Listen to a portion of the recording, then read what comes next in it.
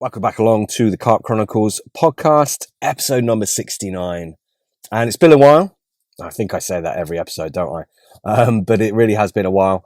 But I am back with a very interesting two-parter with Mr. Marcus Watts. Now, many of you will be familiar with Marcus Watts. He is well known in the industry, but I appreciate a few of you might not be familiar with him. I'll do a proper introduction in a minute. As always, I always update you with Optib Baits news, which has just been absolutely flat out, as we always are. Now, there's actually quite a lot of changes going on with Optib Baits. I'm not going to go over it all now, but I will probably release a short episode in a few days and just to explain to everyone what is going on, because there's bits and pieces of information here and there. I did a live stream the other evening, which I know many of you would have tuned in for.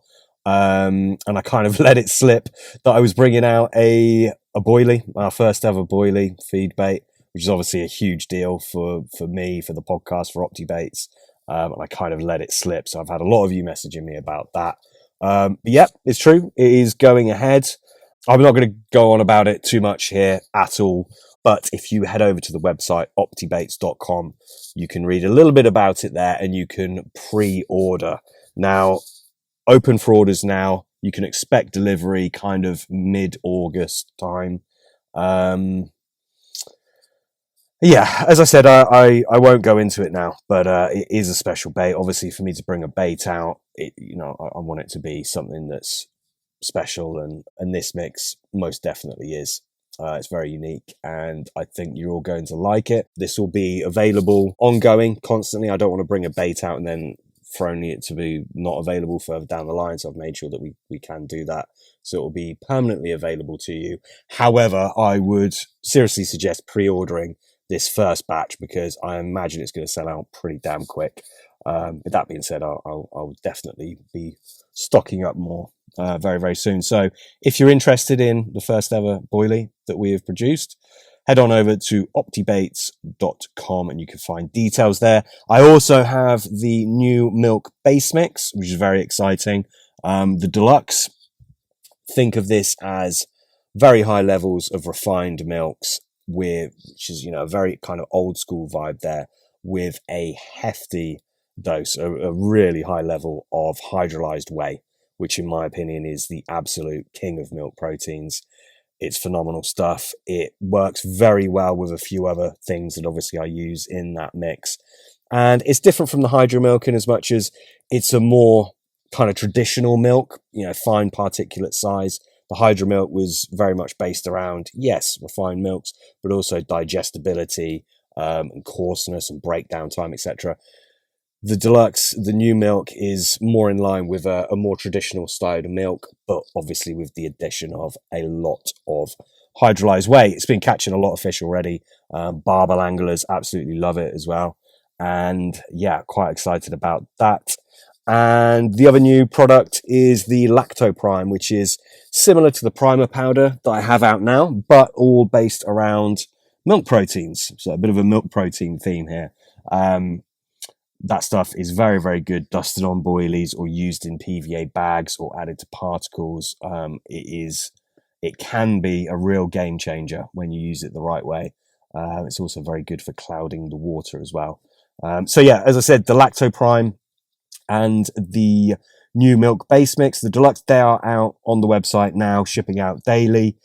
And the boilie, you can pre-order now and get your hands on the very first batch, which will be shipping out around about mid-August. So yeah, very exciting times indeed. That's enough for me waffling on about Optib Baits. As I said, I'll do a proper update in a few days and fill everyone in. But back on track with this episode, as I said, Mr. Marcus Watts. And I must say, I went down to Marcus's unit in Cornwall. I was a little bit hungover, if truth be told. But I went away from that chat just brimming with ideas and excitement about bait. Now, you have to bear in mind, obviously, I'm very passionate about bait, and I speak to a lot of people about bait. And it is rare for me to really be ignited to that level these days. But Marcus definitely did it. He is a very interesting chap, that is for sure, and I think you are going to love this episode. For those of you who don't know, he's been basically contract rolling for many, many years.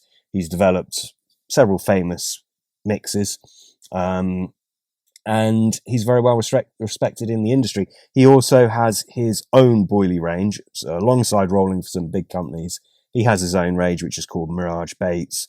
And yeah, definitely go and check them out. He certainly has some affordable boilies on offer there. So definitely go and check those out if you're in the market for a new bait. And I've got to touch upon this. His CSL is absolutely phenomenal. Now, I'll be honest, I disregarded this a few years ago. I heard that he had saw some proper old school styled CSL, but it had been sat in a yard for God knows how many years. So I kind of wrote it off and thought, well, that's no good, because it's old. I was wrong, basically. It is aged like a fine wine, and it is absolutely unbelievable stuff. Now, I haven't got my hands on decent CSL for bloody years. It just doesn't exist anymore, except it does. And Marcus has got it, and he sells it with a part B, like a second part, which is, I don't know if I'm allowed to say what it is anyway, but it's basically an enzyme which will somewhat, quote unquote, activate the CSL. It's brilliant without that activator, and obviously the activator takes it to a new level. But yeah, I absolutely love that stuff. If you are in the market for some proper CSL, or you haven't even, maybe, you're fairly new to it, you've not even experienced proper CSL, go ahead and check out Marcus's CSL. It is absolutely superb stuff. I love it. All of that is available at miragebaits.fishing. So Mirage, MIRAGE, and then it's /baits.fishing. So it's not .com or .co.uk. It's .fishing. Slap it in Google if you can't do all that, and I'm sure it will come up. And yeah, as I said, he's got some great products in his line. He's a very knowledgeable guy, and I would be confident using his baits if I were you. So go ahead, check him out. That is enough for the intro. I will stop waffling on. I hope you enjoy this episode with Marcus Watts.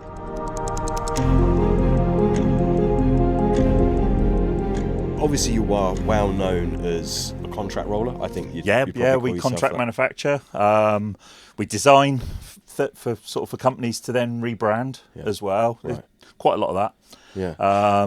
So how did that come about? Because obviously you used to have the bait bunker in Weybridge. Yeah, I had a tackle shop, the bait bunker, and then I was rolling bait at home in the garden shed to supply the shop, because I realised that tackle, I didn't have anything unique to any other shop. Right. We've all got the Drennan hooks, we've all got the same rods, but if I made bait for the shop, I could pull people from towns that already had shops, and while they were in my shop, they'd still buy the ESP stuff. Yeah.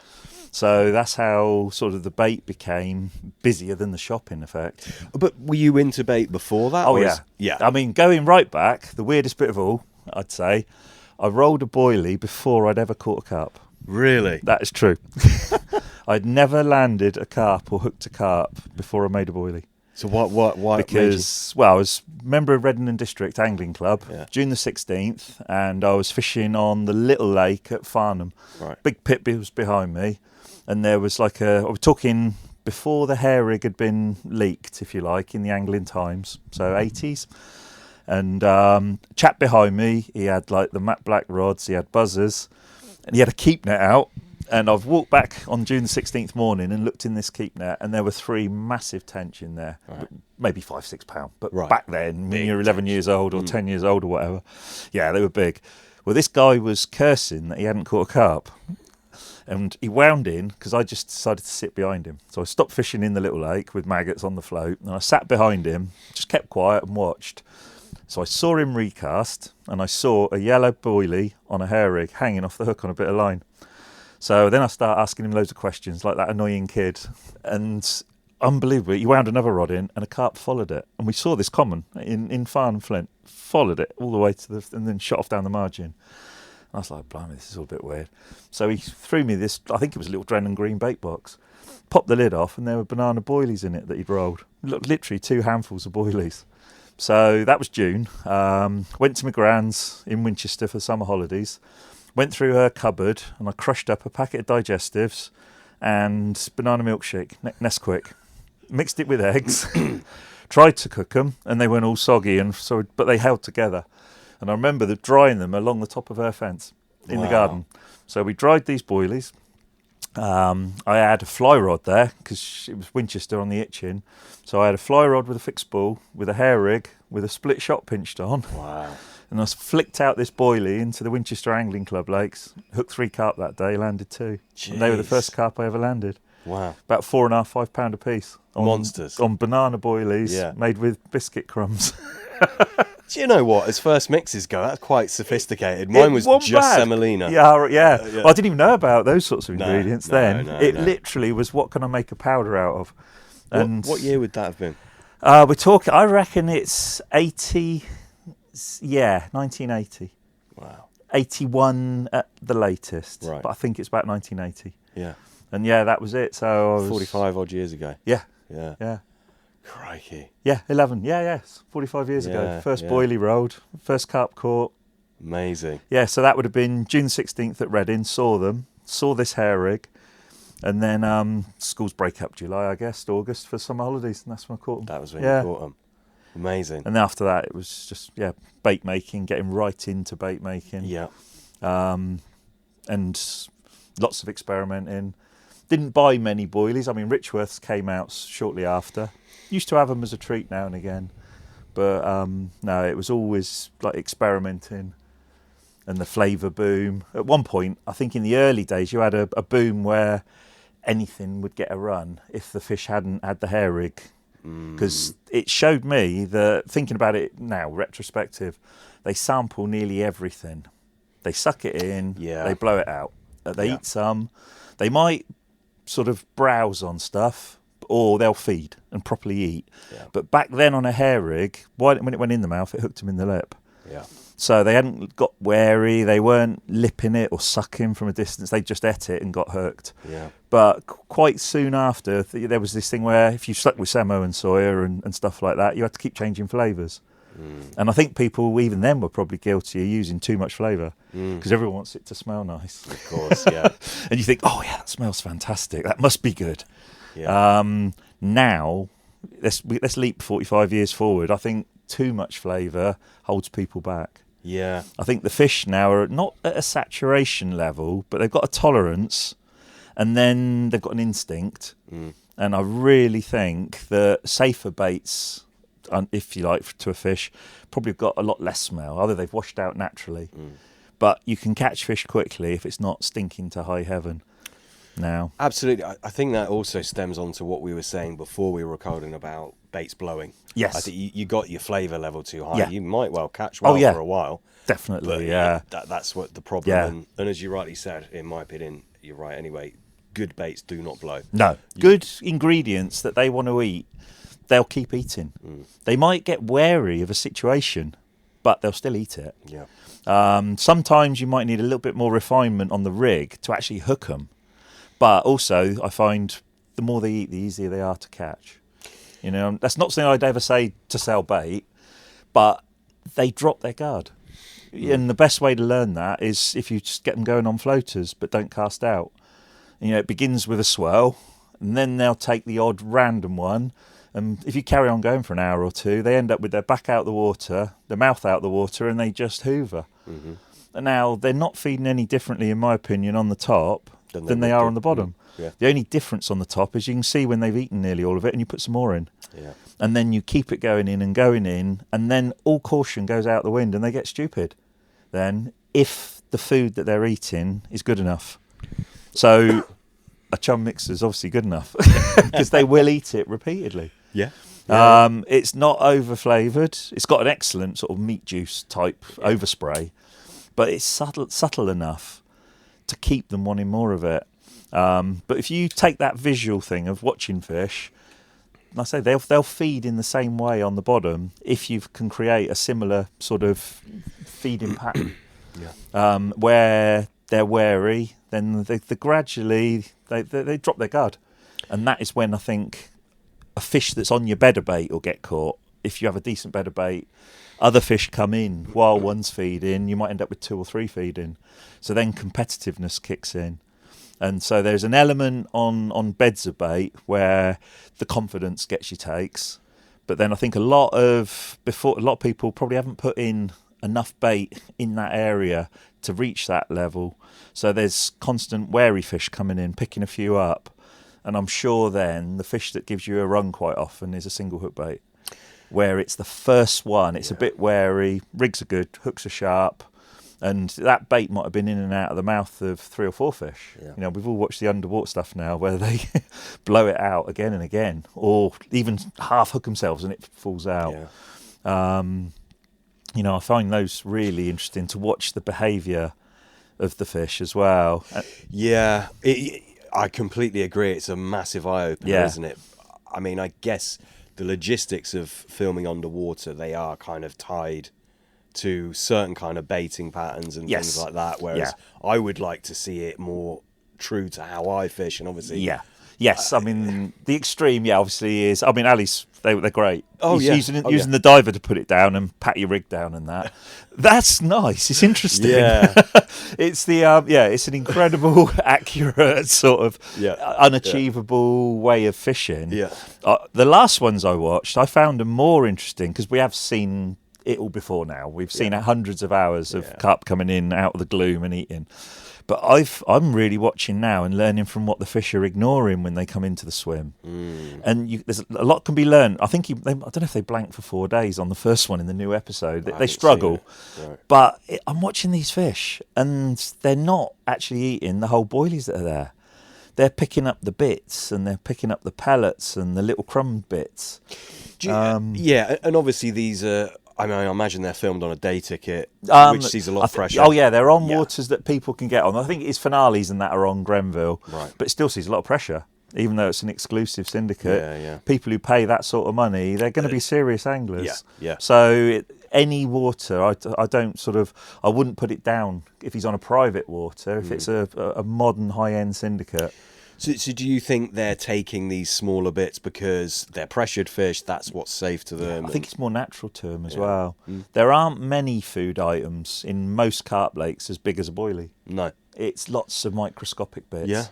And I think the safe element of boilies, as they break down and people are putting in the mixtures, the particles, the carp are never hooked on those bits. No. They're safe to eat. You know, because the hook bait is always one of the bigger items they mimic, which is a whole boilie, a whole wafter. And then they'll fill the swim in with chops and hemp and micro pellet.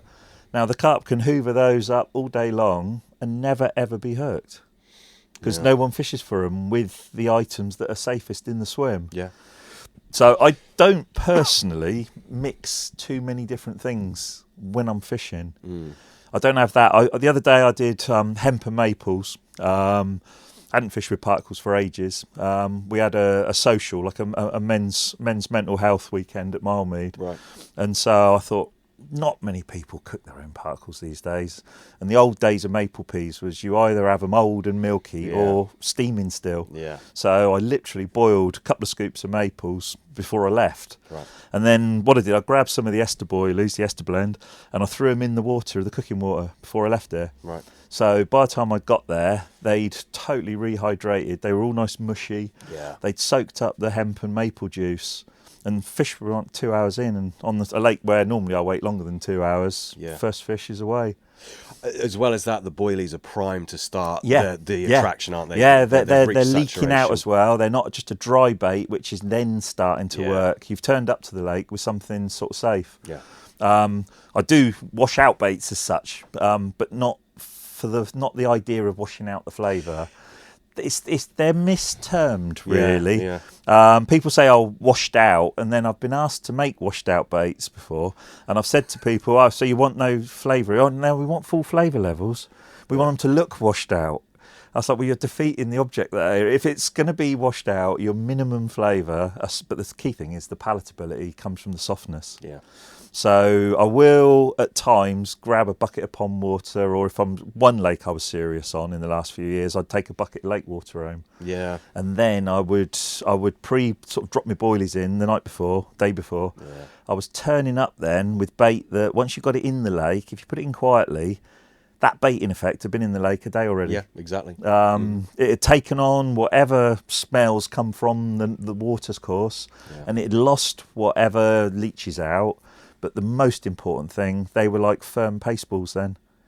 And then I think the fish then, as they lip them, it's got a little bit of give to it, and they'll eat them. They like them more than rock hard and dry. Yeah, agreed.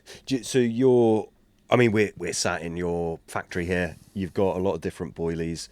Do you try and make them soft, or I don't make them bullet hard. They're dried. We use minimal preservatives. We don't make freezer bait.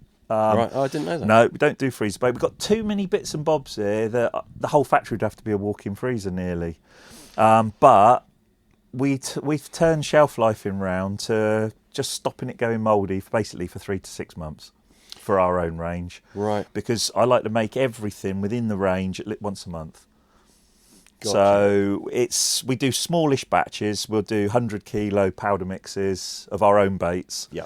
In each size, as and when they're needed. But I don't want to sit on tons and tons of bait getting old. So it means we can drop the traditional ideas of shelf life in. We don't need endless preservatives. Basically what you need to do, you have to get the pH low enough in the bait that the mould can't grow. Yeah. And the moisture level. Mm-hmm. If you get the moisture level down and the pH down, not much goes mouldy. And you can do that with actually very attractive ingredients in their own right. Oh God, yeah. Because the acids, there's fantastic acids. Yeah. So we use pasteurised egg powder as well. Yeah. Because again, that's already had a load of the bacteria. Well, all the bacteria killed. Yeah. So you haven't got the massive influx of bacteria that would go off quickly in old day bait making was the fresh eggs.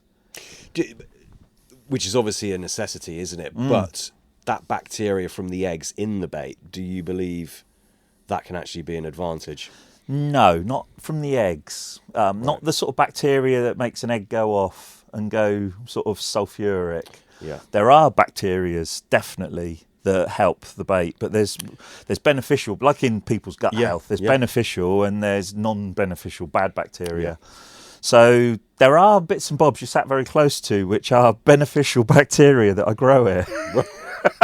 Making me very nervous. Yeah, no, they won't get you. I'll show you later because one of the tubs behind you is amazing now. It's bubbling away now. Okay. But no, I play around with lactobacillus, which is it's a lactose tolerant bacteria, and you can make it yourself. Right. And it pre-digests protein. This is what I was going to mention. This it's not just enzymes that split. No, it's not just enzymes. Enzymes is a very hard way to constantly break down proteins. Yeah. The bacteria doing it is much easier.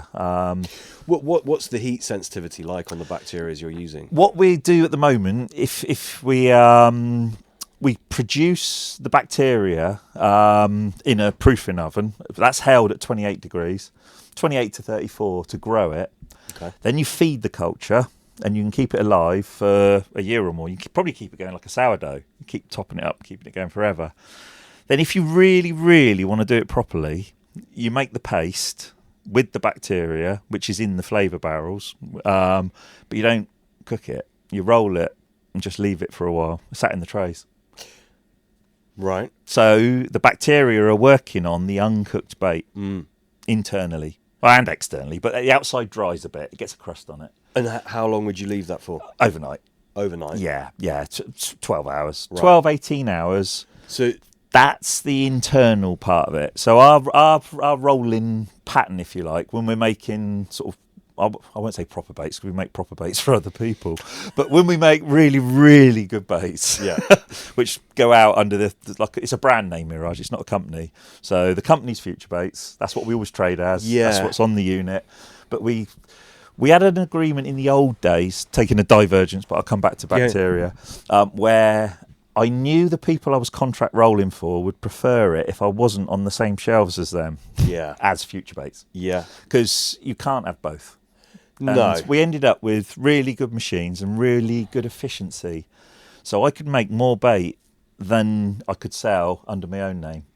So for consistency and certainly for having staff, you need to guarantee you've got stuff to do. So we started rolling. I've rolled for all sorts. I've done tens of tons for CC Moore over the years. Mike Wilmot, I did the shelf life. He was only freezer bait, and we did the freezer baits B5. Right. That's going back a long time. Enjoyed working with Martin Locke. That was excellent. Rolling the seed mixes, the Savvy seed mixes, Quench, his Squid and Octopus one as well, the Redfish meal. So we ended up with a lot of experience with some companies sending the base mixes down, and then other companies in the end saying we'll send the flavour packages bundles down and we're happy to use your base mixes. And then it evolved into me producing finished baits and almost sitting on them then as recipes ready to go. And you could, through our sort of what is now the Mirage team, but what was through friends, you'd give them bait, they'd buy bait like a factory rate, and they would be testing recipes for us, and they'd know it might not always be the same because as they're feeding back, I might need to tweak things. So I mean, sometimes, like we touched on earlier, if they caught too quickly, they'd love it. But I thought, that's a bit quick. Yeah. If it was too quick, if somebody said, I've had 3 fish in the first hour and blank the rest of the weekend, you think, right, that's not quite right. Yeah. It was good, but it's not right. No. Because they should have caught steadily. Even if it was 3 when you've dropped on them and then something else should have happened.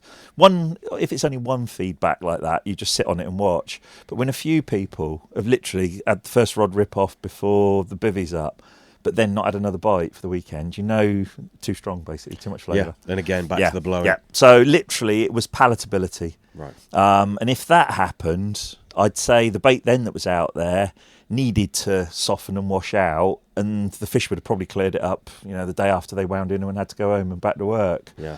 Nothing doesn't get eaten. It just gets eaten when it's at the correct level.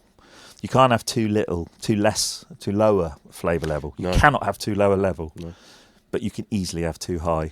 So that was what we jumped away from me back to, didn't we? I took it away down into another route. I was going to say. So I'll finish off the bacteria bits. So our production will roll during the day. Yeah. I'll stack them in the trays and then come into work in the morning. And while Don's packing like the previous batch or setting up, making base mixes for the day, I'll cook. So then I'll cook and throw on the dryer what's had like a little bit of activity going on in it overnight from various bacteria. At that point, the bacteria's done its work. You're not worried about the bacteria dying with the cooking process? process? Not worried about the dying. The cooking process, we don't steam. We use water and cook boilies. Yeah. I don't really... There's no right or wrong. The only thing I find amusing, for years, all the boilie makers who just boil their boilies and don't say anything. But the moment anyone goes out and buys a steamer, they have to shout from the roof that it's better than boiling. Yeah. And they have to shove it down people's throat that we've got a steamer. It's like, so what? You're setting the protein. They're very... Now, sorry, go on. It's... Yes, the baits are in hot, wet air. So they're not been submerged. And they'll generally say, but the hot water's washing out your solubles. Now, to a degree, when you first start off, we've got 200 litres of water there. You put some boilies into clean water. Say with esters, it will go yellow. And it gets a bit soupy, but only to a point. It's very quickly, your saturation levels, the cooking water's got the same levels as the boilie. So you can't wash anything out. No. Now, if you do a tiny experiment and you're really clever with your bait making, you can wash things into baits. Yeah. Because you take a white boilie, chuck it in the cooking water. Then if I say put a jug of flavour with a bit of red dye in, I'll pour that into the cooking water. Then I'll cook all my batch of white boilies. Yeah. When you've dried them and cut them in half, there's a penetration going into the bait, and they'll all look red with a white middle. Yeah. So anything that was in my cooking water is now travelling into the bait, not out of the bait. So it's a two-way thing, isn't it? It is very much a two-way thing. Yeah. Now, the only reason we've stuck with boiling, I mean, steaming's easy. One person loads an oven, slides the tray, shuts the door, pushes a button. Boiling, you stood next to a boiler lifting, 20, 25 kilo baskets. But I find another key part about the quality of bait, it's the exposure to heat for the amount of time. Yeah. Now, we cook the biggest 20 mil baits, 1 minute 45. 18's 130. So they've had, it's not boiling water either. You put the bait in, it goes off the boil. So you are poaching them really, because you're at about 88 degrees. Yeah. 88 to 90. 85 to 90 is what I try and do. You kill the bugs, you kill enterobacteria, you kill salmonella, you set the eggs, all the powders, you gel them. Yeah. Basically, on our cooker, I'll load 40 kilos to 45, 2 baskets side by side in one cooker. Both go in, both get poured out. At the pouring out stage, the water is returning to the boil at the sides. Yeah. Then they get thrown on the dryer. The next lot gets loaded. Of course, it takes the water off the boil, drops you back down into those high 80s. That's the hardest thing, isn't it? I don't mind that because I'm still in the high 80s. Then, in that 1 minute 45 seconds, we've got 3 tar pot burners under one cooker. So it I chucked some copper wire under once, so I wanted to anneal some for another hobby, and it melted the copper.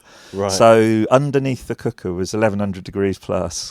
Jeez. I know, it's unbelievable. Yeah. But this whole roll of copper wire melted. Wow. So that gets my water back up to that sort of just simmer, on a rolling simmer. Yeah. In the one cooking time, so it's always staying the same. Yeah. So I tried to think of this the other day because somebody said to me, they have to steam for 7 to 9 minutes. If you think, I thought of it as, is there like a degree minute? So we've got 90 degrees, minute and a half. So you've got 90 times 90 is your seconds to degrees. Yeah. The steamer, 7 or 8 minutes. Sky high. Slightly lower temp, they like to say, but 7 or 8 minutes of prolonged heat is going to destroy other elements of your bait. So you haven't got the wet water and you haven't got that you've washed some flavour out. Yeah. But I think if you'd bothered to put any good protein in there, you have destroyed more of it. Are they lower temperature? I thought they're quite high. Oh, they're high. I did make a mistake once. I thought they were always over 100 operating. Right. And then I was corrected by somebody who owns a steamer. And there's a chamber at the back that boils and you can control the temperature. Right. And they were running at about 85.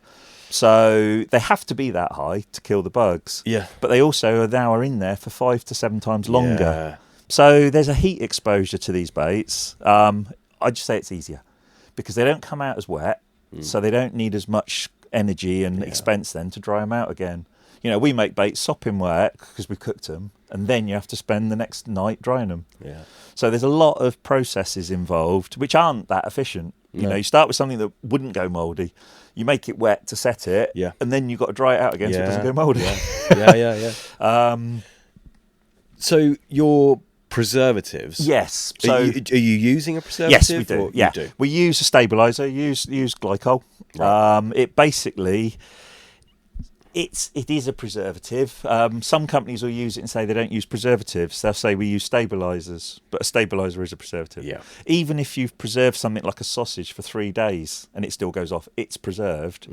It's just how you choose to class what you're using. Yeah. But glycol is mixed with the water and the egg powder, and it's an ingredient. It's the basis of 90% of the flavours these days. Yeah. So it's acceptable to fish anyway. Yeah. But it makes water, it locks up water molecules. So it makes them unavailable. Yeah. Makes things PVA friendly. So you mix glycol with water at the right level, it won't melt a PVA bag. Yeah. Even though you've just put water in, but the water can't melt because the glycol is, I don't know if it attaches to it, bonds to it, changes it anyway. So by locking the moisture away from the bacteria, you've basically, that's one step to stopping the mold growing. The pH is another. Yeah. Like we said. Yeah. So acidifying the egg mix, liquid acids, which again are highly attractive. You know, N-butyric is well known as an acid, but it stinks. Then citric acid is a favourite of lots, and it's attractive to carp. But then there's other similar, once you start looking down the family of organic acids, you can find 2 or 3 others as well. Oh, there's numerous. Yeah, there's 2 or 3 others that we can use like in bulk, not as an additive, not by the drip. Oh, okay. But using it to drop the pH of the barrel of egg solution. So that way the egg solution is taken right down. So that's acidic. And what kind of pH are you striving for? Initially, anything under sort of, well, I like 4.5. Yeah. 4.5 to 4.8 I like. Gotcha. In the finished bait. So we might be taking our egg solution down to 4.2. And so obviously a lot of home rollers listen to this podcast. If they wanted to do this with their own baits. Yeah, if you wanted to add life to your own baits, citric acid is a good starting point. Yeah. Definitely. And what kind of level would you use that for? We would use, I'll try and scale it down. We'd use a litre of acid in 60 litres of water. Right. So work that back Yeah. into a teaspoonful and you'll be able to work it out. Yeah. But you can use powdered citric acid. Now you could incorporate the powder. Very cheap as well. Oh god, yeah, supermarket will have it. Yeah. You could. I would then look at say 5 to 6 grams of powdered citric acid in the powder mix. Then use your normal eggs and stuff. You could even, if you were just shopping at the supermarket, glycerine is practically as good as the glycol, which is the monopropylene glycol. Yeah. It's got a similar property. So you could mix a bit of glycerine with citric acid and you'd give your own home baits an extended life. And what level are you using the PG at? PG goes in at 20% of the total solution. So 20% of your liquids. Yeah, so we'll literally have a 100-litre barrel. It's got a 20-litre bucket of PG in. Right. And then the egg powder goes in, a whole sack of egg powder. So it's giving you, that's obviously got a solid element. So your liquid volume increases then because you've just added another sack to it. That's quite a significant amount of PG, isn't it? I would say. No, I think no, not with the acid as well. 5 to 1 is an accepted. It works at 5 to 1. Right. If you try and stretch it to 7 to 1, you won't get a shelf life effect. There's too much water. Right. So that is the lowest that you can go, pretty much. It is really. Yeah, it's the lowest safe version because you don't even 100 kilo bait. You don't want it going off. No. You don't want someone buying it to go away and it goes off on them. So you do have to have a safety element, but that's a safety element using a liquid that the fish find attractive, rather than using the old traditional preservatives where people would say, oh, it works at 2%, let's bung in 5 to be safe. And that's where you're overloading preserving chemicals, which don't attract fish. No. I've learned I can learn more in what's attractive from fish from working with the match anglers I work with. Because I did a few sort of matches in the Winter League and that, and caught quite a few fish. Because when you're match fishing, you know you should have had a bite within the last 10 seconds, the last 30 seconds, the last minute. Why have I waited for 5 minutes for a take? Rather than a carp angler needing to work that out over a month's angling. Yeah. So when one of the really good friends of mine who started a small match bait brand, he was soaking the baits in neat MPG and they get bites quicker. Really? Soft pellets. He was producing them all submerged in pots of PG. Do you think that is pH shift, ionization? What do you think? I don't know why. I think they found it attractive. Right. I mean, it is an extract that's come from glycerine. Yeah. It's a vegetable-based product anyway, so it's not really a chemical. It's gone through a process to produce it, but it started with natural origins. And I think it's one of those things that interacts with water. Somehow it mixes with water freely. It makes water unavailable in a finished bait or a product. So it's doing something, but the fish definitely, they didn't stop eating it, and his match range got quite a name for itself. And when he was saying soft pellets, like the expanders that they pump, he'd make them soft, which you have to use water for, but then he'd store them just in neat MPG. Then he was selling them induced, we ended up calling it, because they were induced. But the juice is neat MPG. Got you. So the pots of pellets were fully submerged in MPG. Right. Made the pellet then, which was squidgy and rubbery because it had been soaked with water, made it rubbery and bouncy.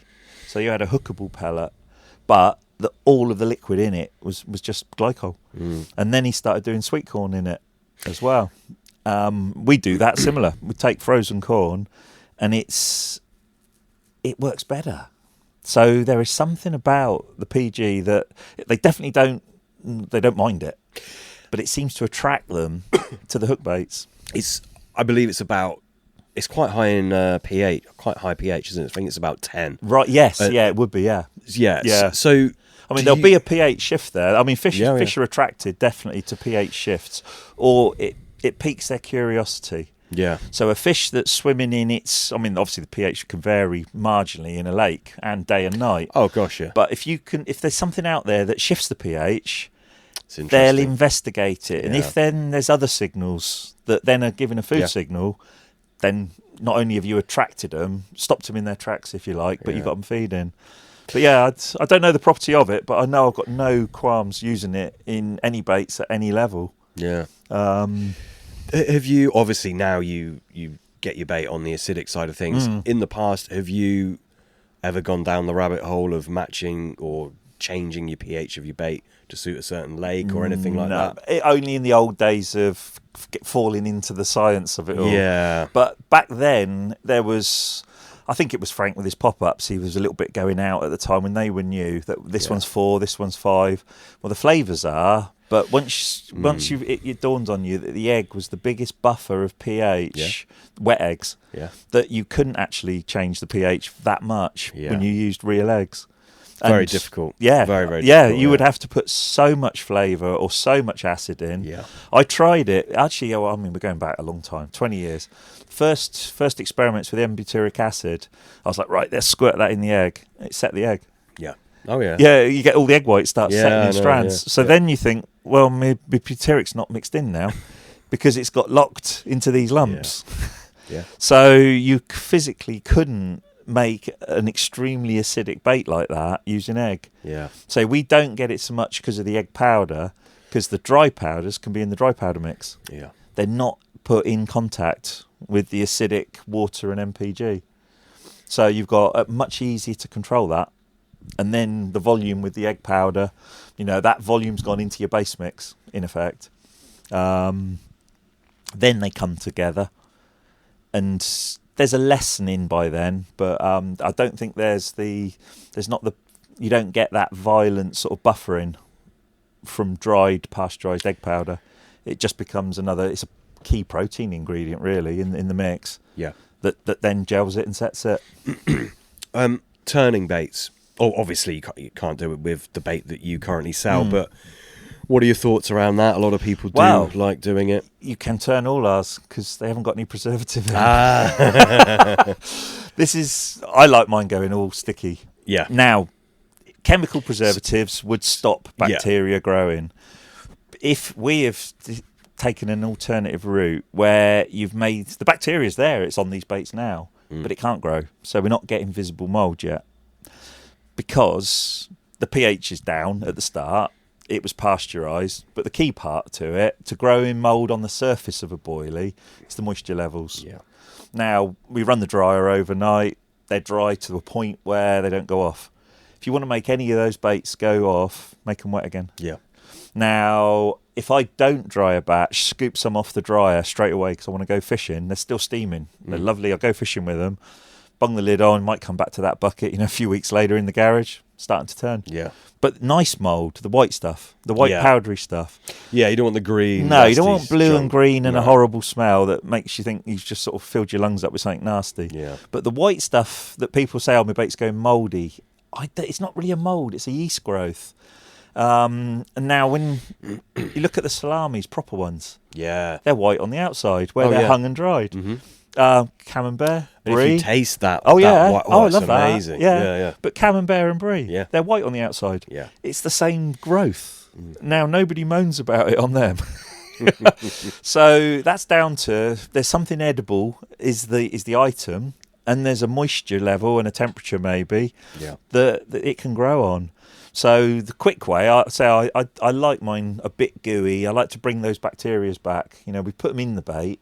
Then, in effect, we've locked them in, cooked them and killed some of them, dried it out then so any remaining bacteria can't grow. So then if you take a bit of my lactose solution, throw that on the baits, or any bacteria-rich sort of liquid, you can put that on the outside of the baits, and then you can start the digestion process again. Gotcha. So certainly if the ingredients, I mean, it works. I used Esther. I made it for myself 2 years ago for the winter. Thought it was only going to be a winter bait. A few friends obviously had it, and then they were saying, "Don't stop making it. We're catching like in the spring. We're catching in the summer." I put on the liquid liver we do, which is enzyme active, but accurately it's bacteria active. And now right behind you is 10 litres that would blow the top off the barrel, but I vented it. Yeah. But I'll show you at the end. There's Yeah. 2 blown up barrels of pure liquid liver there. So that you're making this liver? Oh, we make the liver, yeah. I buy 25 kilo of liver from the butcher in town here in Weybridge. He's also he's a carp angler as well. What liver are you using? Ox. Ox liver. Yeah, you have to use ox. Why is Chicken livers have got no properties that are of any use, and lamb liver and pig liver is a poor second. So it's a special order because the butchers don't sell ox liver now. So I didn't realise how big they are. I'll show you 2 in the freezer. So sorry, why ox liver and not beef liver? It's the same thing. Oh, okay. Yeah, ox and beef is the same. They just the butcher calls it ox. Okay, I'm with you. Sounds beefier. I was going to say like, ox is beef. Yeah, right. Okay, so it's beef liver. And it's got the health properties. It's got a massive more mineral content. It's got everything in multiples that all other livers don't have. It's why I won't commercially buy in a barrel of liver or a sack of liver powder, because it's God knows what liver it is. Yeah, you can't guarantee. No. I've seen some that are so ridiculously cheap in the adverts that they can't be real liver powder. No, pig liver's dirt cheap. Chicken liver's nearly as cheap. But no, so beef liver's bloody expensive. But it really is. So the last one was 2 livers. I think they weighed 26 kilos. The box did. Jeez. 2 whole livers in. 2 livers. Yeah, I'll show you some pictures later. I'll get whole liver, and then we do 2 things. I'll slice it really thin. We'll put it in the dehydrator, and then I'll put it through the powder mill, which then makes this that jug. That's pure. That's pure beef liver. Can I smell Oh that? yeah. All right. So that is just no other additives. That is uncooked beef liver, dried in a dehumidifier, and flat and powdered. Is this something you sell? Oh yeah, that's on the website in pots. Yeah, and it's in some of the mixes tucked in there. But then the other thing I make is I suppose you would call it a beef hydrolysate. So the same day, the wet livers, dice them up. They go into glass jars with a splash of the bacteria solution. They sit in the little oven. It's a proofing oven, so it's for fermenting and for making bread rise, that type of thing. Yeah. So these little glass kilner jars will all go in there, and then the lactobacillus that we've grown here, that dissolves the liver. So these cubes of liver, it ends up looking like oxtail soup. So there's no enzymes in there? No, it's bacteria that do it. Right. So if you use an enzyme, you've got to get the pH exactly right. Very tricky. And you've got to keep the temperature exactly right for the enzyme to do its job. Yeah. It seems that bacteria, just if you get the right bacteria, they just seem to like eating and dissolving these proteins, and it's their byproduct that they've broken down, which is the hydrolysate. Have you? I presume you haven't had it analysed, have you? Or have you? No. I let the fish analyse it, and the results speak to themselves. But it's in its purest form because, again, there's nothing added. The liquid hydrolysate, do you sell that as well? We do. That's on the web shop. Is it? Yeah. I have to put a little thing on it that we sell it active, because I could acidify it, put glycol in and kill it. Yeah. But then you've killed the heart of the real reason of what you want. Yeah. So I don't keep the small bottles on the shelf because they'll blow right up. So we keep it in stronger bottles with the top vented. And then I put a sticker on saying pop it in the fridge or leave the cap vented. I made these little sort of caps. I drilled little holes in the tops of the bottles and put little rubber grommets in with a hole pinched in. So in here it lets the gas escape. You're very creative, aren't you? Yeah. Just from talking to you before, you are. I love the creation side of it. Yeah. And then when it's these key things that then the fish can't resist. Yeah. It's the two go together. Making the bait is one thing, but I don't think we'd started recording when I said I build a bait around an ingredient that either I know works or it excites me. There's in my bait club, I asked them if they wanted to ask any questions, and one of them wanted to ask that actually. So I'll ask you now if that's all right. Yeah. I think he was I think he was asking, and I'm not prepared here, so I'll have to get it up. But I think he was basically asking if you design a bait around perhaps a new ingredient you come across or a new idea, or do you amalgamate things together for a certain function, or what's your process when you... Yeah. My creative process, which then is baits that sort of go into the Mirage brand, if you like, now for sale, it would be classic single ingredients, which I know work either from the last 30, 40 years. I don't jump on brand new, because we haven't even, nobody's finished with all the old original good stuff yet. I'm not avoiding the question, we'll come back around. No. But I said to you on the phone, didn't I, that all the carp that are alive now weren't alive when the original mixes came out. Such a good point. I mean, these carp are so young. Yeah. Even the 50s and 60s. I mean, I bet half of them haven't even seen a piece of luncheon meat. No. A fishery opened recently with new stock, and everyone's straight out there on Ronnie rigs and wafters, and they haven't seen sweet corn. And I went to there, and I had 220s on bread crust because they were swimming past me. Yeah. And I thought, they haven't seen bread yet, because everybody's come up with the same stuff that they fish with straight away. So on bait related, the classic key attractors that worked 40 years ago, and they make it easy now because the fish are stocked so much more heavily. Yeah. But back to the questioning point. Yeah, I'll have an ingredient. So it could have been the liver. Yeah. So a bait I'm playing with now. I knew liver powder was good because it's pure liver powder. Yeah. But it's not new. It's just good. But the liver hydro with the bacteria dissolving fresh liver, that's new and good. Sorry, no. Yeah, so I've got this liquid liver. It's got a definite reputation for being brilliant in cold weather, the meat-based proteins. You then look at what's out there in the market at the moment, and there aren't any proper meaty baits. Very, very few. There might be the odd little ingredient that might be slightly animal-based. But I've then got the liquid liver, the powdered liver, and so I want to make a new boilie around that just for playing at the moment and for the future. So you think, right, where do we go from there? You want a complementary base mix. Yeah. So I went off up to the farm supplies, bought a sack of chum mixers, pedigree chum, put them through the flour mill. So now I've got a basis, which again is cereal based, but with all meat juices that they overspray and this, that and the other. Proven that fish love chum mixers, like we talked about, getting hooked on it. So now we've got, that's only one ingredient in that, you can't make a boilie out of just chum. So I've pieced together a boilie recipe. The chum powder is part of it. Somebody's going to bring out my new bait before I do look up when they hear this. Yeah, you want to be careful. They've got to buy the special liver. So then we're complementing something in the dry powder, ties up. We've added more liver powder to the dry powder. Yeah. We've added liquid, but then that's not enough. So you've got a human element. You can't avoid the human element. It's like you could probably chuck Tutti Frutti in it and it'll catch, but it doesn't feel right with liver. No. So what am I sat next to at the moment? There you go. So that is onion essential oil, pure onion.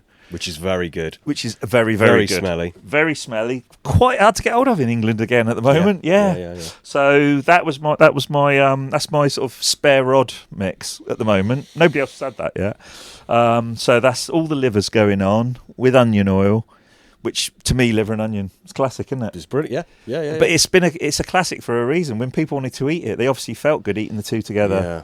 It wasn't liver and sprouts or liver and peas. It's liver and onion. To be fair, but both brilliant things on their own. Onion is extremely attractive to carp. Yeah. I'd say the onion family as well. Yeah. Leek. I was after some leek oil, but then I think it was £1,500 for half a litre. Yeah. And I thought I can go with onion. But then at the end of the day, you start realising no carp in the country are seeing leek oil at the moment. No one's spending £1,500 a litre on leek oil. Because if they were, they'd be shouting it from the rooftops that it's in their bait. Yeah. So leek is forgotten. It's off the. But then you look at the whole onion family. It's quite a big family. Yeah. But Mexican onion oil. It used. I think Nutribait's called it Mexican They onion. did, yeah. Mine might be from. I don't know where it came from. It came in a glass bottle, but I wasn't. I didn't buy it from Mexico. But No. it's pure. I think it's French. Yes, it is. It's French onion oil because I found it on a site and it showed you the people who were distilling it. Got you. But yeah, so that little picture of how I've made a bait came about from just dissolving some of the local butcher's beef liver into a bait that we know is going to be deadly. Well, I think beef liver is probably one of the best things you could put in a bait. It's up there, isn't it? Yeah. I coat them in it as well. This winter I was playing around with rolling because in the winter I bait up heavy when I'm not fishing. And I then I don't class a kilo as heavy, even in the depths of winter, on a rod. No. But accurate and tight, sort of bushwhacker or boat sometimes, or just feeding by hand tight. But I'll put a kilo really tight in the winter because I don't think the fish are roaming. I'll put that kilo over a much bigger area springtime. Fish are moving a lot more, and you want to intercept a patrol route and then hold them. But winter, I tend to, luckily on the lakes I'm on now, the winter spots, you've got the experience of previous years. Yeah. So you don't need to spread bait out. You can literally concentrate it where they're held up because, they were there last January and the January before, things like that. I think you keep them moving a bit more as well if you keep the bait going in. Oh, yeah, definitely. They will keep moving. Oh, it's hard if you stop. Yeah, they'll go into dormancy quite happily. Yeah. But they'll eat in all temperatures and under the ice. They'll eat, if there's food there, they'll eat. Yeah. Yeah. So that was one of my things. And then when I'm fishing, I might, if I've only got a few hours, I might only put in a big handful. So to get them as attractive as possible, I'll coat them in base mix normally. Yeah. But this winter I was rolling them in the neat liver powder, the freebies. So I would literally get the bacteria-active solution, dump that on the baits that we've dried, which are the shellfish, 2-3 days beforehand. So I'd literally, like a glug them in that, but no flavour in it. It's there for a purpose. You're adding a bacteria back to your boilies again. And then they're stuck in a lump. So the morning before going down to the lake, throw in a handful of liver powder, bit of base mix if it needs it, and shake them and roll them around so they're like bonbon. I mean, Sticky do active. They've rolled powder on the outside. I mean, we play with that. I've used a syrup, corn syrup works very well if someone wants to make their own. So glugs don't work very well. They stick it on for a while, then it all falls off again. So some, I believe, are using a gelatine solution. I believe I have done that, and it does work. Right. So you literally boil some gelatin leaves in water. Yeah.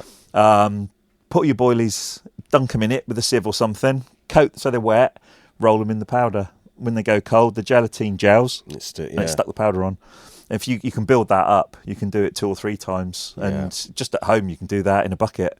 But yeah, just damp alone sticks them on when you first done it, but by the time you get to the lake and you bumped them around, it all seems to have fallen off again. So you do need a setting agent. So I tried gelatine, but corn syrup, another attractive, which is simple sugar. But roll them in that, warm it up, roll it on that so you get a thin layer of it, and then roll them in whatever powders you want: crushed pellet, base mix, krill powder, anything, crushed hemp, liver. You can make up a dry powder mix like a ground bait. If you make up a highly attractive crusting powder, that's a very high attract fluoro one that we do in the winter.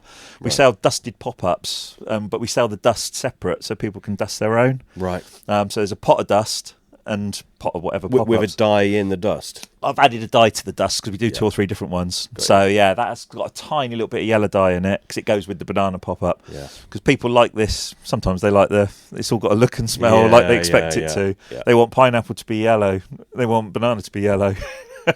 That's humanising bait again. It is. But you might as well have a yellow bait but I know I did an experiment for myself once, and I made the 2 weirdest colours for one of our baits, and they were blue and purple, and I muddled them together.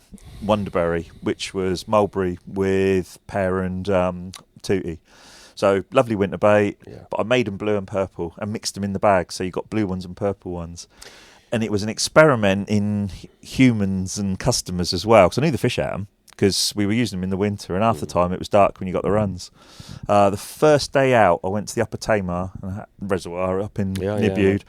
Hadn't set foot on it, it turned out, for nearly 20 years. Wow. Had a 32 common. Really? First night on there. With the Wonderberries. And they were blue ones then. There's not much blue edible food items no, in nature, blue is a blueberry, but it's not really no, blue. they're not blue. Blue is a danger signal in nature. It's normally poisonous. And there's another interesting experiment there. But I made these boilies blue and purple because they were the weirdest colours that nobody wanted. And few people bought them, but then they all said, "Oh, can you make it in orange? Can you make it in pink?" Yeah. And I wouldn't do it. I just thought, no, if you want to use it, use it. Yeah. And it caught fish. Of course it caught fish. Oh, yeah. I did a matching pellet. I did some micros, and I had a few naturals, a few I dyed blue, a few I dyed purple, muddled them all together, added the overspray to it. And then I'm sat at a lake and I'm flicking them out for the birds, and I've got blackbirds and God knows what. They're ignoring the blue ones. I promise you, the blackbirds weren't eating the blue pellets. But I don't know if they couldn't see them, because I don't know how the eyes of these birds work. Yeah. They were straight on the contrasting ones. They had all the red ones, and they had the natural brown pellet ones, and the blues were just left. They were just left. They were walking over them to get to the other colours. So there was something odd that I couldn't explain. Yeah, I know. Unexplainable. It's not. There aren't no natural foods, like you say. No. It's why the gloves in factories are blue. So if one gets chopped up, it sticks out like a sore thumb. Yeah. But the blue boilie experiment was, will people use them? And the ones who were open-minded and weren't swayed, if they blanked that day, they wouldn't. Some would go, "Oh, it's the bloody blue baits." Others would go, "It was one of those days I won on the fish." Yeah, yeah. And it caught a lot of fish, the Wonderberry. I mean, we've shelved it now because I didn't want Wonderberry and Ester Blend. We want to keep the range concise, so we only do 4 baits. You don't want 40 baits in the range. I don't think you even want 10 in the range. You just need different. Yeah. Each one's got a place in our sort of market, and if I brought out another one at the moment within that family, all it would do is take away sales from one that's there. I don't understand these. They tend to be the small companies, and not that I'm knocking anyone at all, but they bring out a couple of new baits every year. Oh yeah, it just makes you think. A new one every year. Even the big companies that bring out a new one every year, it's a lack of confidence. How much? How much have you put into that? Yeah, really. And does it? If you're cutting things back a bit and they're not that effective and they see them die off, you end up putting yourself in the loop of having to bring out a new one. Yeah. If you start to get feedback that, it's lost its effectiveness, it was good, but it's not anymore, then they've almost gone back to that bit where the base mixes were just crud and shit and you had to change the flavour every week, which was back in the 90s. Yeah. And I think a good bait should keep getting better and better and better. Oh, God, yeah. At the end of the day, there's...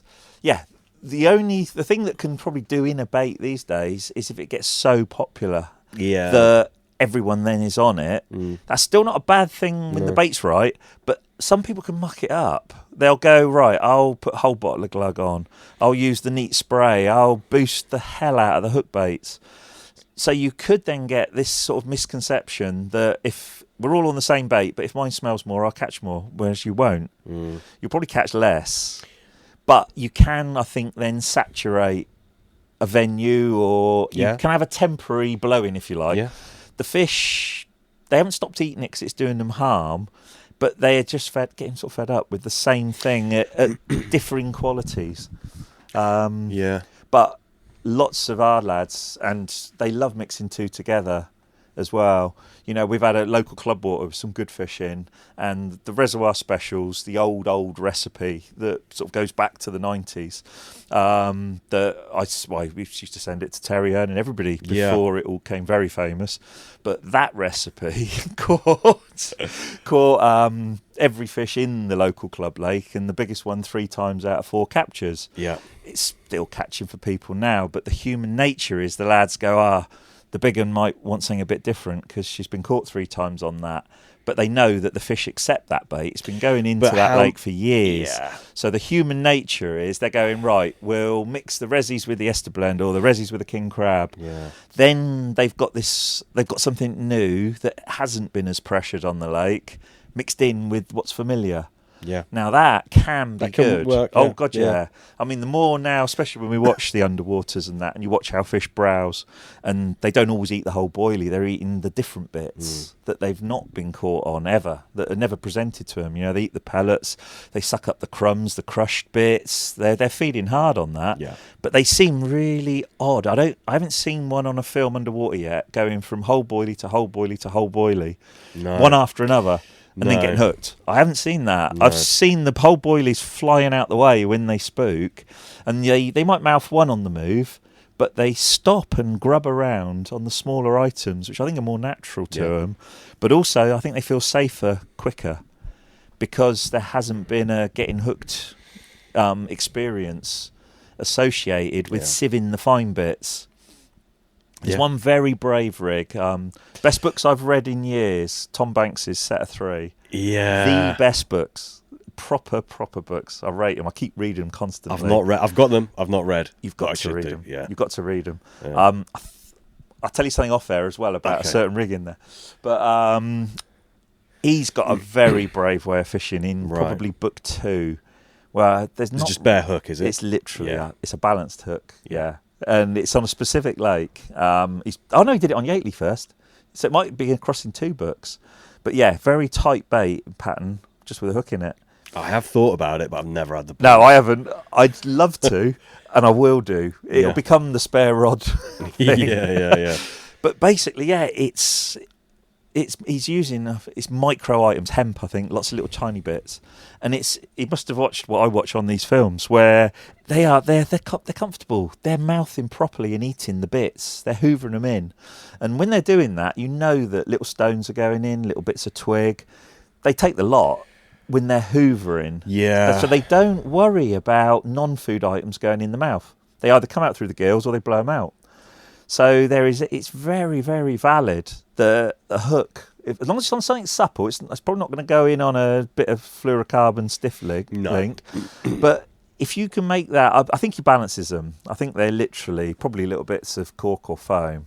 I think there's a little bit of buoyancy involved, so it's not a chink of metal. But I think it's a slither. They're clever books because there's no diagrams, there's nothing's on a plate. You've got to read between the lines massively. Yeah. And then I think if you sit back and if you can visualise that session and think about it, because he describes the session so well and the fish. I hope you sell lots of books off the back of this, if they're not sold out. But you can picture what's going on. Yeah. The way you can just literally stop reading for a sec, picture it, and then go, what rig do I want there? And you want to you want to be incredibly confident to put a balanced hook out there. Oh yeah. I mean, a little solid bag would be perfect. A method ball would be really perfect. You know, you could just squeeze something and there's a hook in it. And then I'm sure once you get that first bite on it, then you've got getting the confidence. It is. And if you get a beep, have you got anything left? Yeah. Or have you just got a hook? So do you recast a lot? I mean, there's so much. It's a brave man's tactic. Yeah. Chances are maybe a little tiny dumbbell would work. I mean, I've got some little tiny ones that look too small, really. They're match fishing baits, really. Right. But I've got one match angler who's using some dumbbells and some of the mixes we do, and he catches loads of big carp on the feeder. Yeah. Loads. 6 mil, single 6 mil tiny banded dumbbell. Yeah. Yeah, 6 mil diameter, 8 mil long. Just insignificant, tiny little dot in a 80-acre reservoir. And the tip goes round on him and he's having carp after carp up there. Yeah, I'm sure.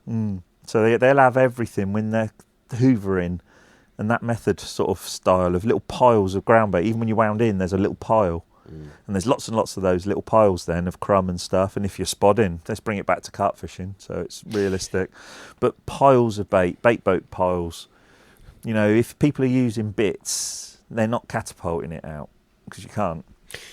They're applying it to the swim, either in bags, spods, or boats. Yeah. So you have got these drops going on, and those fish, I think, are hoovering in that and coming in and not just blasting through it. They're staying there and mouthing. Yeah. So it's quite valid to just literally float a hook or hover a hook in amongst that crumb. Yeah. No, absolutely. But it's the bravery we've got. It's just get I know. Get your head in it, isn't it? Yeah. Yeah, have the roach eating all the bait, and I've just got a hook out there. Literally just... You'd have to recast, wouldn't you? Yeah. You'd have to. But it's interesting. It is interesting. I still use a tiny little bit of a dumbbell. I like a dumbbell. You've got, I don't know if I'm allowed to say this, or I'll edit it out if not, but you've got a lot of pellet out there. Yes. Is this something you use in your formulation, or is it just your personal use? No, well, we sell pellets on the shelf. Okay. We're in an area, there's not a tackle shop in town. So even though it's a bait factory with a trade counter, if you like. So we just bucket up pellets anyway. Got you. I grind pellets down. We do a whole range for a wholesaler who has ground baits in the range, Right. pellet powder in the range as an ingredient. White Acres, huge fishery down the road. Yeah. We bag and do quite a few baits for them, their own brand, and we do the fishery pellets for them. So we put tracer pellets in of different colours, so they know it's the fishery pellet. So that can use 20 tonne or more. That can over a season. Jeez. So there is always pellet here. Right. I like it as an ingredient as well. Yeah. It's got all the little bits added. It's got the right mineral package. Vitamins are added. Don't mind the ingredients so much. There's nothing outstanding in the ingredient part, but it can fill little gaps in. Yeah. Just in that nutritional profile. If you literally put 5 or 10% pellet powder into a mix that can take it, it doesn't have to be a fish meal as such, but a mix that you want to just balance. It's a useful ingredient to have one ingredient here that you can use in multiple ways. Yeah, absolutely. And you can sell it as a pellet. Yeah. But yeah, it's a gap filler just for nutritional profile in several of our mixes. And earlier you mentioned dog food, cat food. Do you use that as well? No, that's only in my own personal. Own. It will get used. That's expensive, isn't it? Chum's fit. Yeah, it is. It's about 30 odd quid a sack now. Chum mixer. There are cheaper ones, but they're all similar. They're a similar price. I will use it. I will go ahead and use it if that one goes into production, and I can see it's valid as a mirage bait. Because that's a retail brand for us. We attempt to undercut the sort of the chain. We've cut the chain down so we can sell it at a good price. I don't know, can I say what we do? Yeah, of course. Oh, right. Of course. Well, generally speaking, if a 10 kilo bag of any of our mixes, you can have it for 60 quid. Right. So £6 a kilo across the range. Small bags are dearer, but you can get good baits down to that because we're geared up to be efficient. So we can make the bait quite efficiently. The labour cost per kilo is low, if you like. The dryer's big. We cook, say, big batches in one go. And we'll come back to that. Sorry, I'll take you off on a tangent here, but you contract roll for numerous big companies. Yeah. Are they sending you purely out of interest, the mixed base mix? Not anymore now. No. 10 years ago they did. Right. Now, it's not really contract rolling now. Right. It's producing baits in-house for rebranding. Right. So you have huge buying power is what I was getting at, which obviously... We're not one of the biggest, but we can get things at the right price. Yeah. But I found we create ingredients here. My best machine is actually a mill, the flour mills. Yeah. So you're not having to buy things in that are already milled. So you're not limited. There's less than 20 kilo semolina in this factory now and ever. I don't buy semo. Really? We don't use semo. We have to use it in the pop-up mix. It's not in any of our boilies. Right. It's all right, but it's not that good an ingredient. It's overpriced now. Yeah. But it doesn't do anything one way or the other. But if we used to use it because it was cheap. When it was like, I don't know, 600 a tonne, sometimes 700. But you're looking probably 1,600 a tonne now, I would have thought, 15s. There's no point putting it in because I can put in other things to fill the space in the bait that's better. Yeah. So I get a lot of seeds, a lot of grains, which normally would only get used as particles because that's all that companies that buy them in could do is cook them. But we can mill them, so we're making bird foods in effect. Brilliant tool, isn't it? It's a mill. Brilliant. Yeah. I mean, I was milling earlier, and then I've got a stone grinding attachment to it, which makes true flour, and then metal sort of toothed plates, which make a coarser meal. Yeah. So you're sat right next to stick mixes, ground baits, and carpet feeds. They've all come straight out the mill. Yeah. So you've got that one there. 10% of that is hemp, fresh uncooked hemp. Then you've got maize. There's barley in there.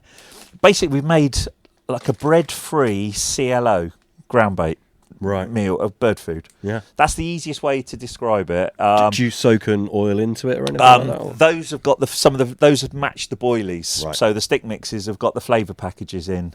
We do CLO as an ingredient, and that uses cod liver oil. Yeah. So Hence the CLO. Yeah. So what I'll do there is we'll add fish oil to the whole grains, and then you've got to mill it gently, otherwise it catches light because the oil combusts. Yeah. And this. What have you spotted now? No, I'm just looking up behind me at your baits. The crab bait. Yes. I'd love to talk about if that's all right. Of course, yeah. So king crab. The history of that one began in COVID. Right. And I got a phone call from a local fish merchant. Yeah. They were throwing away brown crab meat. Right. Because their walk-in freezer, which was massive, was at full capacity. Right. And they couldn't store any more brown crab meat. They were skipping it. The restaurants had shut, of course. Nobody was allowed out. The whole entertainment industry was on its knees. They had to carry on picking crab because it was a seasonal thing that the crabs were getting caught, and the value to them was in the white crab meat. So he said to me, "Do you think you've got a use for crab meat?" So he said, "I'll give you 25 kilos to play with." So it's only down the road. So I went down to see them, grabbed me 25 kilo of crab meat. So we had crab pasta that night. We had crab rolls, crab sandwiches. And then I made a mix where I substitute. Obviously, it's wet, so it went in with the liquids part of the mix. I put a spiced fish meal mix, similar to the Resi Specials, but different spices. I put that base mix into the crab meat, and we made a boilie with crab. So that was the beginning. Right. It's bloody brilliant. The fish hadn't seen pure crab before. No. But Well, what type of crab is it? a Cornish edible brown crab. Right. Yeah. This was from a human grade fish Yeah. merchant. So he froze it in slabs, 2 kilo slabs, plastic bags full of crab meat. But that was only the brown meat. So that gave me the idea, and it was a chap that worked there said to me, he said, I do well with this. He said, I mix it with semolina and breadcrumb and fish it as paste. He says, I catch so much with this. I knew they'd eat it anyway. Instinct tells you they're going to eat brown crab meat. Yeah. But that was a temporary because soon after, once the world fixed itself again, the crab meat was dearer than the boilie value. So we then, luckily, had other friends on the coast who've got a sea fishing bait company, Jammy, over at St Austell. Now, he does a product called Cart and Wings. Now, basically, in the winter, late winter, the brown crab, the edible crabs are about to molt. So they get, the old shell climbed out. So underneath that shell is the new shell, fully formed, but soft. So the sea anglers for codding and bassing, they love that shell, the brown distinctive shell, the soft version can be whipped onto the hook. Yeah. So he's got a family with fishing boats, Mevagissey area. So he'd buy the whole crabs in. I believe the claws would go for crab claws because they got good value at the fishmongers. So there was no claws. He would have the back off and have the brown bit out. And then in previous years, I think they've been dumping back in the sea the main core that holds all the legs together, that white meat that's in the middle of the crab. So he said to me, do you want it? It's a form of recycling. It's a further use. So literally at the drop of a hat, these crabs are processed caught like early morning, processed by lunchtime. I go over and he gets 100 to 200 kilo of these crabs, carcasses if you like. Yeah. I bring them back here. The big boiler, we can do 200 kilo in one go. So I cook the crabs. This is just once a year? It's a period of about 6 weeks, once a year. Right. 6 to 8 weeks where the crabs molt. Right. It's weather dependent, but they all have to molt. They've carried on growing inside their shell. They're ready to take the next stage. So they pop out of their shell. The small version are known as peeler crab. Oh, yeah, I know. That's like your little green shore crab. Bait. Yeah. Well, this is the big version. So 10, 12 inches across. They're still got to peel. They still have to pop out. But there isn't a use within that industry. They're not really food grade once they've passed through those hands. They've gone into his bait packing factory, if you like. Yeah. Then they've gone in tubs, and then they're into my bait packing factory. So we boil them up. We then crush them into a pulp with a chipper. So they get... a wood chipper. Yeah, it's a wood chipper. We smash the crabs through a wood chipper. Right. So then I've got a crab slurry, putty, pate Yeah. type of fare. Sits in the freezer. And then we've got it as a wet crab ingredient, then if we want it. Or I'll dehumidify it and then put it through the flour mill. And we make a crab meal from that. Pure, just crab meal. So you've got a shell element to it. But when they're at the molting stage, they take a lot of the calcium out of the shell, ready to set the new one. So the shells become brittle. So literally, there's lots of interesting things, chitin, and there's a few other elements in the shell. So there's a valid reason for this bit of shell. It's just the shell that's on the legs. Yeah. But that will go through the chipper and through the mill because it's a lot weaker than a normal crab in midsummer, which you could hit with a hammer and you can't even break the blooming sort of claws. So that gives us now a sustainable crab meal. It's a product that would just go to waste otherwise, wouldn't be used for anything. So the king crab boilie that began with just the brown crab meat from Wings down the road now has got more elements to it because, I mean, the brown crab meat was good, but it was only one part of the crab. Yeah. You know, from their point of view, the white meat was the premium for them. The rest of it would have probably gone, I don't know what they do with it, but it would have gone into the rubbish. Whereas this now is the core body. The one bit we haven't got is much brown, but we've got the white meat, you know, higher quality protein, the muscle, if you like. You've got the contents of the inside of the crab, which is also quite important, whatever the crab's been eating. Yeah, of course. Its natural diet that it happened to have in its stomach at the time is all in the bait as well. And like I say, the calcium element. And years ago we used to put eggshell in, thinking the calcium does help.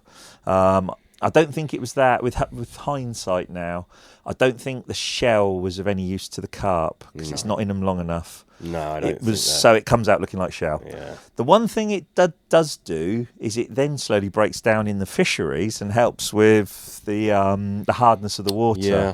So there is an element where down here, the softwater lakes, where they struggle with fish healing and repairing damage from fins and scales. They use all sorts. They use calcified seaweed. They use oyster shell. Even chalk sometimes gets put in. But they're trying to put in a calcium-based element to the water to then enrich the water, which the fish can absorb just through general life. Yeah. We use calcium. We use a calcium powder now, fine ground powder in the mixes. Calcium chloride? No. It's like a limestone flour. It used to be called heavy bait additive, but it's basically, it's not quite powdered chalk. It's used for horses. It's part of the horse food because obviously their hooves are constantly wearing away and been cut down or whatever they do, and they seem to need lots of calcium in the horse's diet. So it comes from the feed merchant under their equestrian additives. Right. So it's an available calcium source then to the fish, which it just helps. Yeah. It's part of the mineral package. We had a mineral package because I know that a carp, any animal deficient in something, will eat a food that contains that element.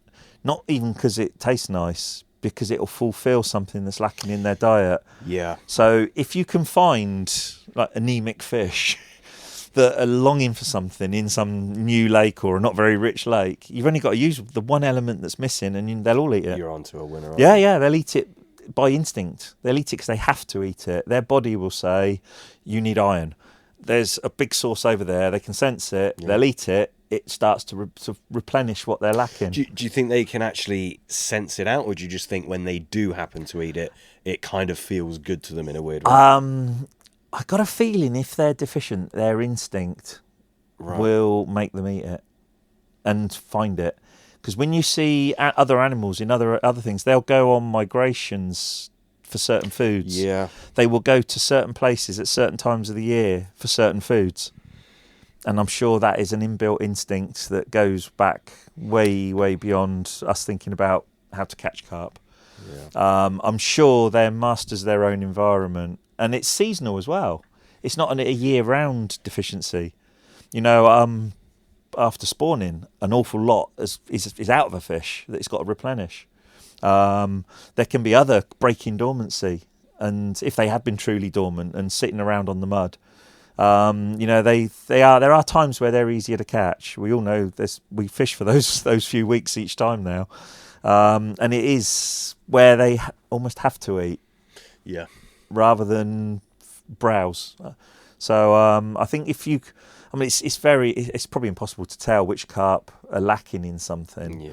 So the best way to make a commercial bait that could work for more people across more of the country is to put the mineral package in, to put some of the key elements. Because if by chance they're not harming at all, but somebody out there, it'll be on, you know, could be on a Scottish tarn where it's probably a lot like the Cornish waters. They're not that rich. You know, they're quite barren, some of these venues. So those fish work hard to find what they need. And if you've just managed to put some key element in, you can have a fantastic season. And if some people keep it secret, they can repeat it year after year. Going, God, the fish were really on the bait in that bay last year. Let's try it again. Like I said, with my winter fish, I know where they are. So I can put the bait right tight on that spot, because they do have winter areas miles away from the summer areas. It's not deep and shallow either. I think it's might be springs. It could be they get the morning sun. To be fair, the spots I fish in the winter, the sun does shine in onto them on the far bank. Yeah. Both lakes, they're in similar areas, but they might only be in 4 to 9 foot of water, which is the shallow parts of the particular lakes that I fish. Heats up quicker when there's a bit of sun. Yeah, and I think it magnifies as well. Yeah. The sun, you know, the warmth under the surface. Yeah. Yeah, it's got that sort of the feeling we get through glass or through the windscreen of your car. Yeah. I'm sure you get an increase in temperature. Yeah, no, I reckon you're right. Yeah. I seem, even around here, we got, my little lake that I fish is 28 foot at the deepest. The club pit goes down 62. But I've not really caught a lot out of the deep, dark depths. 15 foot was as deep as I had to go last winter on one of them. And 15 was the deeps, and when they were in 15 foot, they were not on the 4 foot spot. No. It was one or the other. Yeah. There was two, probably thermoclines, but they didn't drop under 15 foot. Not in my experience when I was there. Mostly sort of doing days. Didn't do many nights on that lake.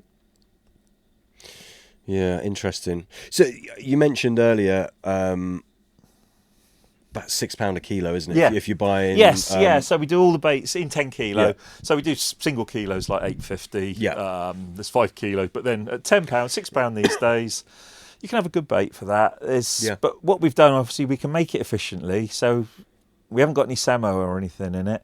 But the Mirage range is to run alongside sort of the commercial sort of big pallet loads. Yes. So the pallet loads made for other companies and sort of the big contract work is the main bread and butter. Yeah. But Mirage is important, this brand, because it's also a brilliant way of getting sort of not new baits to a lot of people, if you like, into the hands of other anglers. Yeah. So this is an ongoing sort of rolling set of tests. Yeah. Because 2 of the current baits that we commercially make for other people are based on 2 of these mixes, because it's cut out all the years of testing that they've got to do, because we've already done it. Of course. But then we can tweak it. So we'll take the basis of one of the mixes. So how it began with these 2, I sent them our bait. And then they loved that version, king crab and smell. But then they said, well, it's not relevant to our company and our sort of... So I'd look through what were sort of the flavours and the other bits and pieces that their companies were already associated with. And I could find something out of that range, say a couple of flavours, drop the flavour package we were using, bring in a different flavour package into that mix. And that was then the start of their new boilie. Yeah. You do a test batch for them, you send them back like 100 kilo or something, they fish with it. Then there's always a little tweak. So could it be harder? Could it be darker? Can it be whatever? Minute tweaks are fine. But then it's cut the research and development sort of process down a long way, because the bait that I've sent them in the first place, I know already works. Yeah. So that's where these mixes are useful for the other element of the business as well. And these are available on your website? Yeah, they're on the Mirage shop. Yeah. Which is Mirage Baits. Mirage Baits.fishing. Got you. Rather than co.uk. Oh, nice. We've got Mirage _ Baits, at fishing. Right, Yeah. got you. Bit of Google. I'll have to have a look actually on a card, but that's what it is. I'm sure it is. Right. But yeah, fishing's the bit that goes on the end rather than com or co.uk. Yeah. So there's a bit of the story behind the mixes there. And there's a few sort of reports. The best up to date way to see what's going on is to be fair is on the socials. Right. Mirage Baits on Facebook. I've got a brilliant bloke, Martin Stevens, he's our sort of online man, does all the social side of it, gathers the information, the catch reports in, and he pops those up and keeps those going. And then from within that, we had like a. It's funny what you do. Yeah, we've got a team. They're not sponsored because no one gets paid. It's an extended it's small group, but it's extended so they get to fish with the existing baits. But also, if I've got a creative mode and I want to send something out, not publicly, you've got a small group of people that can play around with something. Right? Yeah. So there's a Mirage team, and then they're promoters as well if they want to be. They'll like and share the stuff that Martin puts up, and then in return they can actually get a discount off the £6. Got you. They get their own code to use on the web shop, or if they're local, because it's quite a core local, but they're spreading at the moment. But we've got a guy on Parco at the moment. He's done really well. He's had 21 fish this week so far with a day to go. Just had a brace of 50s. Right. Wow. So there's people all over. I had another report come in last week. English 440s, one session. Crikey. All on smell. 440s. 440s. Smell. Yeah, smell. That smell sounds similar to another bait. That dates back to a friend of mine, Andy Seary, who used to be co-owner and part of the family that owned Whiteacres. He then ended up moving around a bit and had Stafford Moor Fishery in Devon, complex of lakes. And he said to me, can you make me something like the Sal? He says, Sal works really well here, but it's too expensive. That was his shop. Right. So I made a version that was like the Sal. Well, maybe, who knows? That's their secrets. I used a Brocasale yeast, which was rumoured to be part of where the Sal name maybe came from. Yeah. But I also, off the back of rolling loads of Life System, there was one ingredient's really good in that, the lactose bee powder. Yeah. A bit like the old milk bee. Yeah. So that's brilliant. That's an agricultural feed additive. So that had to go in, and I thought, well, while we're at it, the only other big bait that was flashing the pan at the time was Manila. So you had the brown boilie from 3 other companies, if you like, the cereal-based boilie, Manila peanut protein, maybe vanilla. Who knows? You never know, but call it Manila. It might have vanilla in it. So you can only guess at these things. I think Madagascan vanilla is most companies, when they dream up a name, aren't that creative hiding what the key bit is, because I think they want people to almost know what it is. Well, vanilla is very attractive to carp, actually. Yeah. So what we did there, I put together the Brocasale yeast, the lactose bee, for want of a better name, milk bee powder, and a vanilla and almond element. So we made that into a boilie, and then, of course, it's going to catch straight away. But then the bit about the smell was I had to make a label so people could associate it. So I was on the computer, and Stafford Moor gave me the S and the M. So I wrote Stafford Moor crossways, and downwards I turned the S and the M into smell. So it was Stafford Moor Sal. Oh, I see. Without getting into trouble by using anything that talked about Sal. So we had smell going that way. I thought, I was just going to call it smell. So that was made long ago, probably a decade ago, 8 years maybe 10. Originally just for Andy. So I made a coconut cream version for the locals here, which just had a coconut element to it. Copramil or? No, just coconut flavouring. Right. Just literally, it's an aldehyde that fish find it attractive and people smell it as coconut. So it's another one of these things that it's got nothing to do with coconuts whatsoever. Yeah. It's never been near a coconut. Comes in a metal flask. Fish love it. I know exactly what it is, and I can't remember the name, and you probably don't want me to mention it anyway. It's fine. Yeah, it's the name, and then it's got a C number or after it. There's loads of different ones. Yeah. C10 and C. Yeah, and some of them are rubbish, and some of them are bloody brilliant. Really good. Yeah, I've got the ones behind me that are rubbish. I think C15 behind me. Look, there you go. Oh, that's not the coconut one. That's aldehyde C15. Right. So it's one of the other Cs. Smells like coconut. But I buy them all. It's a good little company, that, isn't it? Bloody good company. Yeah. Yeah. even you can't even pronounce the name of that one, but No. it caught my eye. I haven't got around to testing it yet, but yeah, They so, do some brilliant bits, don't Oh, they? they do some They great really bits. do. Yeah, Good prices. I used to use them when it was the Australian main sort of parent company, which is still Right. around, sells the same stuff, but 2.5 times the price. Really? Yeah, because it's more posher brand. Oh, I see. So it's more your sort of high street end. you.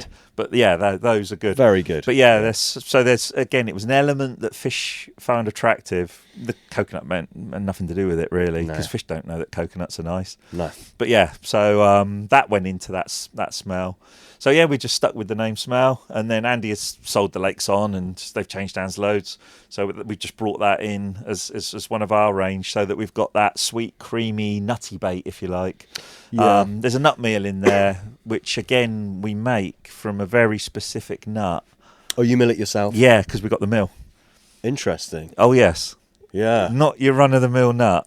No. Freely available Right. at a supermarket near you. Okay. Cooked already in the bag. Right. And very tasty. Once you start eating them, you can't stop eating them. Right. So if you say it and guess it, if it comes to you. Pistachio? No. Brazil? Cheap nut. No, not posh Right. nuts. Just really nice. You just literally will eat them by the handful. Right. Peanuts? Yeah, but what sort of peanut? I don't know. Well, think about peanuts and then think about nicer peanuts. Roasted peanuts? Well, they're Salted all... peanuts? No, not the salted ones. The other ones. I don't The know. dry roasted ones. Dry roasted, okay. Yeah, dry Right. roasted peanut meal. Yeah. Bloody brilliant. I love peanuts. Yeah. As Well, a I bait, was- I mean. I I was- think yeah. it's super I was bait. put onto that years ago. I think it was somebody at a BCSG said to me, just put a couple of dry roasted peanuts on. Yeah. And I did it on a lake where nuts weren't allowed. But I asked the guy, I said, can I use these as a hook bait? And he went, Right. just a hook bait. And he let me. Oh, it's bloody deadly. Once, Literally single hook bait. But then when you look at it, I looked into the coating on them. It's delicious. And it looks like it's basically a Marmite coating. It's a yeast extract with tons of salt and loads of other stuff, but it's so Moorish. So you've got an enhancer stuck on a peanut. You mill that and put it in a bait. You just can't go wrong. Yeah. Because you're You're buying dry roasted. I buy dry roasted, but they're cheap for the scheme of it. I mean, Right. I'm right behind Tesco here. Half a kilo's £3. Right. So you're talking £6 a kilo. But that's an ingredient that goes in the base mix. See, it's not that dear. But you're not going to Tesco. Oh yeah, I'll go to Tesco. Really? Yeah, because they're on the It's doorstep. right there, yeah. And £6 a kilo for dry roasted peanuts. Yeah. That's Surely you get that cheaper in bulk you somewhere. might be able to, but we don't need a lot of it. Right. And if I had to make a ton of it, I probably would. I'd jump online and look for a bulk load of dry roasted peanuts. But literally, to go over there and come back with sort of 5 kilo of peanuts. Oh, there's loads of bits over there I'll empty the shelves of. I'm notorious for it.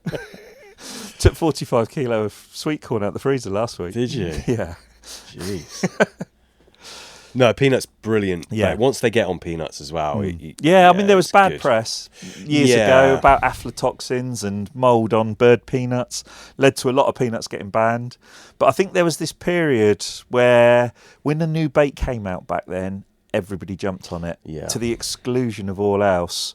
And I think if a single item particle type bait, if it was used to the exclusion of all else, the fish will lose weight or lose condition. So these days, College had a big problem. oh didn't yeah, they? I think lots of places did. They lots of sort of weight loss and stuff got put down to it, and tigers as well.